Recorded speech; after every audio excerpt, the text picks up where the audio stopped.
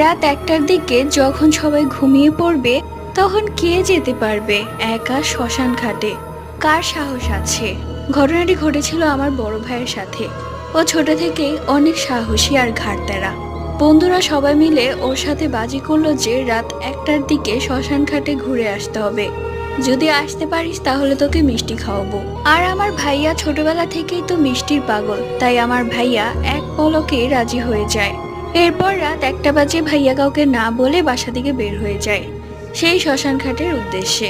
অবশ্য বিকেলবেলা শ্মশান ঘাটের ভেতরের বটগাছের নিচে একটা মাটির হাঁড়ি রেখে দেওয়া হয় এবং ভাইকে বলেছিল সেটাই নিয়ে আসতে।